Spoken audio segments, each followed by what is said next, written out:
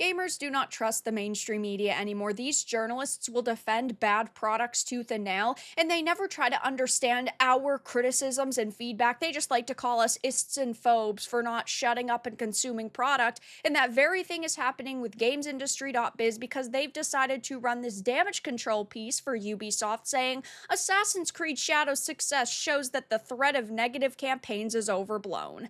I have a few different things to show off, but before I get into the topic, if you enjoy the content I create, check out the links in the description, join the community in my live streams, and consider supporting via YouTube memberships. Now, obviously, Assassin's Creed Shadows was always going to sell to a certain extent. There are millions of Assassin's Creed fans out there, but unfortunately, the way that they are presenting the numbers for Shadows makes it seem very suspicious because they're not saying units sold, they're talking about players engaged. Oh, there's millions of players engaged, and while I'm sure they've probably sold like 1 million or 2 million copies of this game, we know a large majority of players end up playing their titles via Ubisoft Plus, their subscription service. The same thing happened with something like Star Wars Outlaws. They talked about how that game massively underperformed sales-wise, but it had a lot of downloads via Plus, one would assume, because they also tried to go with, players engaged,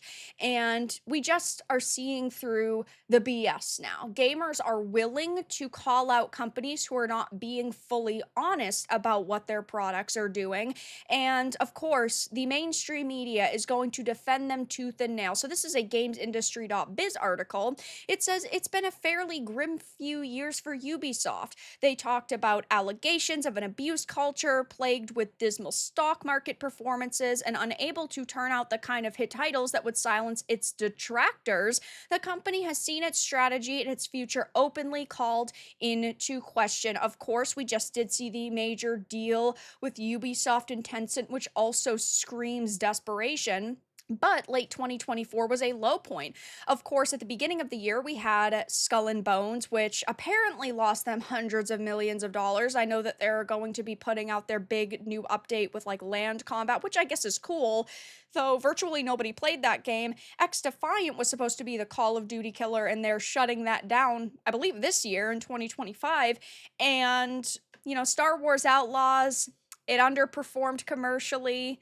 Gamers didn't like it. It was mediocre all around, and they just had announced the story DLC for that, which got roasted. So, all in all, they have seen loss after loss after loss, and then they talk about how the company's other great hope for that period, Assassin's Creed Shadows, was pushed into 2025 after becoming the target of an online outrage campaign over its choice of protagonist character. So they are instantly lying.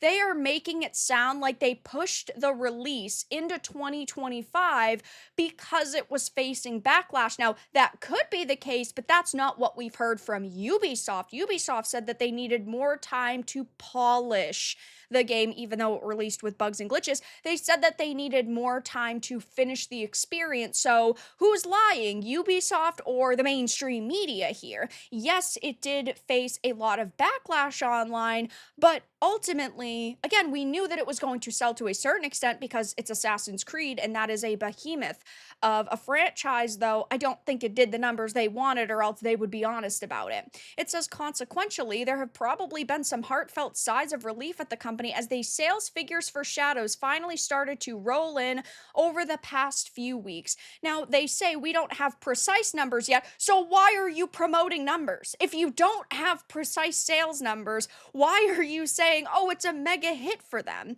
But while Shadows doesn't seem to break any records, nor is it doing badly by any reasonable measure, and in the US at least, it's reportedly running in second place in the annual sales chart thus far. It's trailing only behind Monster Hunter Wilds, which, yeah, I mean, Monster Hunter Wilds was always going to be a big release, but let's also be honest, there haven't been a lot of other major heavy hitters in 2025 so far. There was Xenoblade Chronicles X, First Berserker Kazan, South of Midnight, Schedule 1, Atelier Yumiya, AI Limit, Atomfall. Most of those really good games, but none the size of Monster Hunter or Assassin's Creed. Now, if we're going to start comparing numbers next week to game launches, I mean, I think Assassin's Creed Shadows gets crushed because apparently Oblivion's coming out. We have Expedition 33 launching. So starting, in the next week, big games start releasing, though, of course, the media would then say, oh, well, it's been out for, weeks at this point, so you can't compare those numbers. Scrolling down a little bit, it says the fact that we even need to have this conversation, they said an Assassin's Creed game in Japan and it sold well, would have felt like a more staggeringly obvious thing only a few years ago, is largely down to the aforementioned controversy, a very intense anti-woke campaign against the game, which was sparked off when it was revealed that the playable protagonists would be a black man and a woman.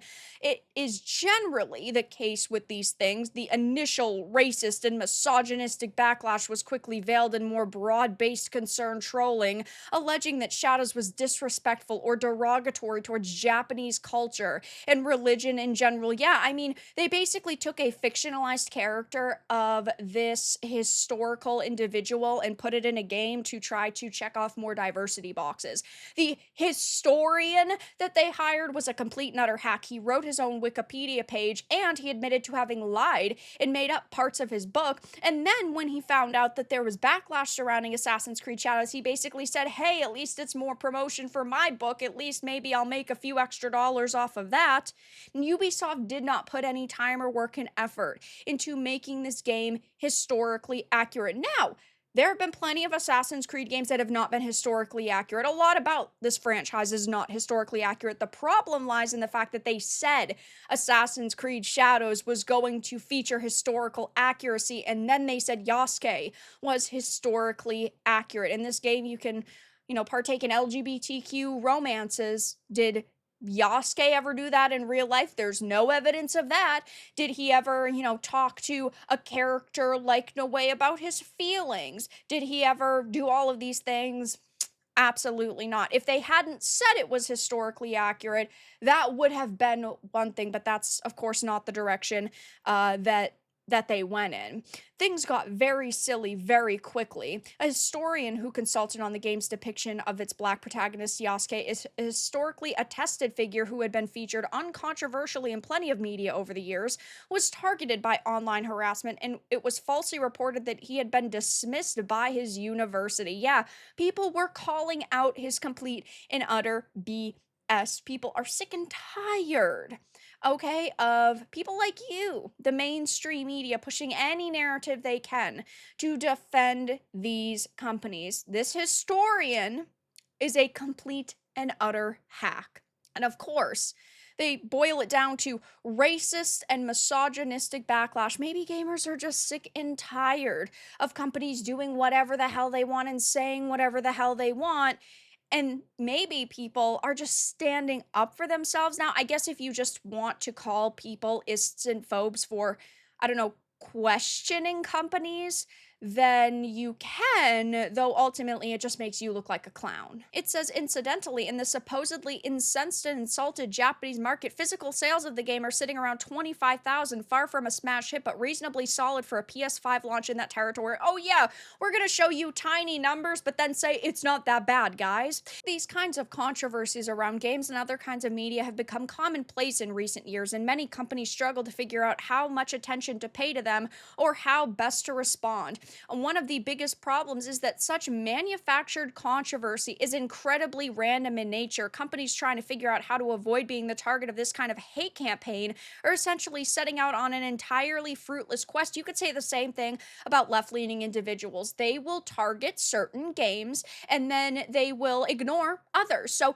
you are saying that content creators and gamers on the right are bad, on the left they are just as bad. Look at something like Hogwarts Legacy, for example. There are left-leaning individuals who said we need to boycott this game. It's awful, it's terrible, it's bigoted, just because J.K. Rowling created the franchise, even though she had nothing to do with the game. But yet there are transgender characters within that game. There is a diverse cast of characters within that game. So you would think that they would praise it because they did the best job they could, yet no, it ended up being a target. So when are you going to call out that attitude? That's right, you're not. He actually actually started this article off trying to be a little bit more like factual and a little bit more measured, I suppose. But then he lets his like ideological perspective completely cloud his judgment. And then it turns into a, oh, you're all ists and phobes article, which of course is absolutely ridiculous. This is why so many people do not take you guys seriously anymore. It says, though, stick to your guns and release the best game you can. It's not just Assassin's Creed Shadows that shows this to be an effective approach. Aggressively anti-woke campaigns against games like Baldur's Gate 3 have even tried to turn on a dime and claim that the game is actually on their side of the argument when it became clear that it was immensely successful and popular. There are some people who definitely flip-flop out there. You're going to have that on either side, though. It's like there are bad apples in every bunch. There's always going to be somebody who's going to push the limits, somebody who's not going to play fair, somebody who's going to do something that the rest of the group generally says is bad or not okay. And you're just going to highlight those few people to push your narrative. So that is exactly what GamesIndustry.Biz is doing and what Rob Fahey is doing. I, of course, don't take the mainstream media seriously. If you do, hey, maybe you like this article, though I highly doubt you guys like being called bigots and racists and sexists and misogynists and all of these different things under the sun. So we'll have to see if he makes a follow-up to this. I highly doubt it because it's just an opinion piece, guys, even though he tries to state numbers as if they are fact, even though he doesn't really have any links to any numbers because we don't actually have them. So I'll be keeping my eye on this, but for now, that's all that I really had to discuss in this video. Let everyone know your thoughts in the comments below. If you enjoyed this, give it a like, and if you didn't, give it a dislike. I appreciate your support either way, but I'll talk to you all again in the next video really soon.